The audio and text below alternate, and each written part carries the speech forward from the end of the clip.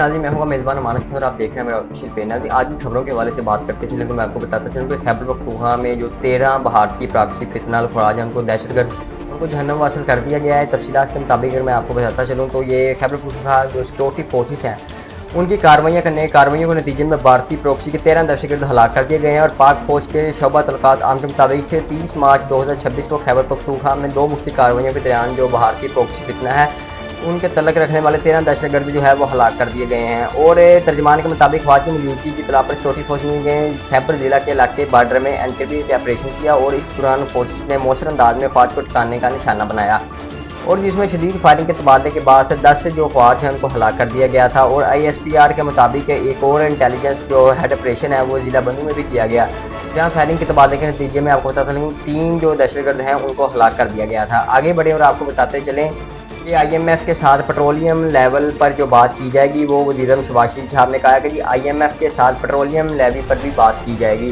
तफसीलात के मुताबिक आपको बताता चलूँ कि वज़ीर-ए-आज़म ने हदायत की है कि वो पेट्रोल और डीजल पर आयद लेवी के ढांचे के हवाले से IMF से बात करेंगे और ईरान जंग के बायस आलमी सतह पर पेट्रोलियम की बढ़ती कीमतों का बोझ अवाम पर पड़ने से रोका जा सके। और सरकारी ज़राए के मुताबिक वज़ीर-ए-आज़म ने मंगल को वज़ीर खारजा को हदायत किया कि ये मामला IMF के साथ उठाएँ ताकि जो वो पेट्रोलियम कीमतों में किसी भी मुमकिन को लेवल के जरिए मुतवाज़न किया जाए। उस कीमत पेट्रोल फी लीटर 100 और डीजल पर फी लीटर 55 रुपये लेवी आयद कर रही है। और पेट्रोलियम मसवाद पर ये जो लेवी IMF है वो ये शराइत का हिस्सा है।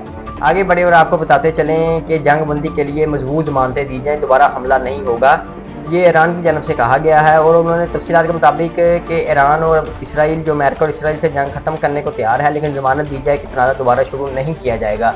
ईरानी मीडिया की रिपोर्ट के मुताबिक मैं आपको बताता चलूँ कि ईरानी सदर ने यूरोपीय कौंसिल के सदर जो हैं उनसे टेलीफोन पर गुफ्तगू करते हुए कहा है कि इन्हें मजबूत ज़मानतें दी जाएँ कि मुस्तक़बिल में इन पर दोबारा हमला नहीं किया जाएगा, तो वो अमेरिका और इसराइल की जारियत के खिलाफ जो जारी लड़ाई है उनको ख़त्म करने के लिए तैयार हैं। ये कहना था कि ईरान ने अपने हमसाया ममालिक की खुद मुख्तारी का एहतराम किया है और वो करता रहेगा और ये कभी भी अपने ने इन्हें नुकसान पहुँचाने की कोशिश नहीं की। ताहम अपने ममालिक में मौजूद अमेरिकी अड्डों पर हमला करने के सिवा कोई ऑप्शन जो है वो बाकी नहीं रहा। तो मसूद ये ने कहा कि ईरानी फौज की मुज़ाहमत और ईरानी अवाम के इत्तेहाद ने नाजुक हालात पर भी काबू पाने में मदद दी थी।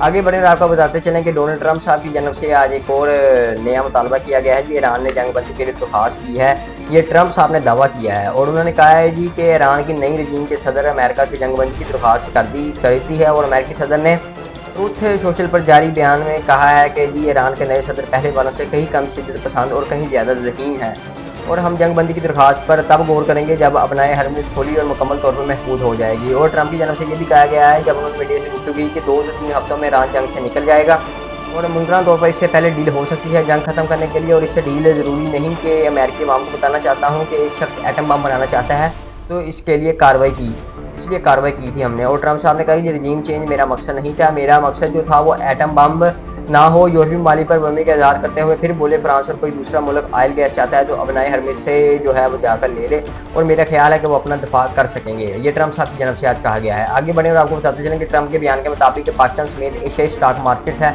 उसमें ज़बरदस्त तेज़ी में इजाफा हुआ है। तफसीलात के मुताबिक आपको बताता चलूँ कि अमेरिकी सदर डोनाल्ड ट्रंप ने ईरान से जंग जल्दी खत्म करने के बयान में पाकिस्तान समेत एशियाई स्टॉक मार्केट में ज़बरदस्ती तेज़ी खाने में देखने में आ रही है। और कारोबारी हफ्ते के तीसरे रोज़ कारोबार के आगाज़ में स्टॉक मार्केट जो है वो ज़बरदस्त दिखाई दे रही है और जिसके बाद हम अगर इंडेक्स की बात करते चलें तो वो 7,461 पॉइंट के इजाफे में से 1,56,233 की सतह पर पहुँच चुका है। और स्टॉक एक्सचेंज में जो गैर मामूली तेज़ी के बाद कारोबार 1 घंटे के लिए रोक दिया गया था। वाज़ह है कि गुज़श्ता रोज़ कारोबार के इख्तिताम जो है वो पर इंडेक्स की बात करते चलें तो 1900 पॉइंट्स के इजाफे के साथ 1,48,743 पॉइंट की सतह पर हो चुका है।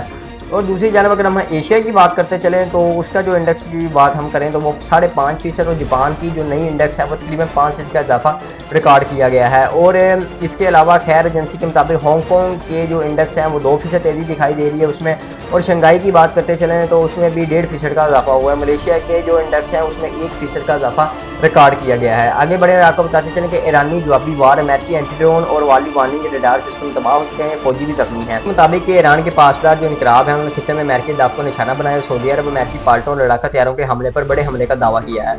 और ईरान के ब्रिगेडियर जनरल सईद मजीद ने कहा है कि जी अल-खुराज इलाके में मुकीम 200 अमेरिकी पार्टों और हमले की जो रहायशगाह है उसमें मिसाइलों और ड्रोन से निशाना बनाया गया था और इस इलाके में अमेरिका का एक्सपो तैयारा भी तबाह हुआ है और हमले में की गई दीगर जो अमेरिकी तैयारों को भी नुकसान पहुंचा है। اور پاکستان انقلاب کی بریہ نے علاقوں میں بحری جہازوں فوجی مانیٹرنگ اور ڈرونز پر بھی چار بڑے حملے کرنے کا دعویٰ کیا تھا۔ متحدہ عرب امارات کے ساحلی علاقوں میں امریکی مزید جو ہے معاہدہ بنایا گیا ہے۔ بحرین کے جو منایا ایئرپورٹ ہے اس کے قریب فوجی اڈے کے باہر موجود امریکی ففتھ فلیٹ کے اہک جو اینٹی ڈرون ہے نظام سے تباہ کرنے کا بھی دعویٰ کیا گیا ہے۔ اور کویت کی بات کرتے چلے تو وہاں پر بھی وارننگ ریڈار جو نظامی ڈرون سے تباہ کیے گئے تھے۔ اور وعدہ صادق ایران آپریشن کی جو 88ویں لہر کی بات کریں تو ہم وہ اسرائیل کے ایکسپریس ہدف اونگ کنٹینر سے جہاز میزائلوں سے نشانہ بنایا گیا ہے۔ اور اس کے علاوہ اگر میں آپ کو بتاتا چلوں کہ ایران نے صادق چہرم آپریشن کی جو 28ویں لہر ہے وہ اسرائیل کے ایکسپریس ہانگ کانگ کے میزائلوں سے نشانہ بنایا گیا تھا۔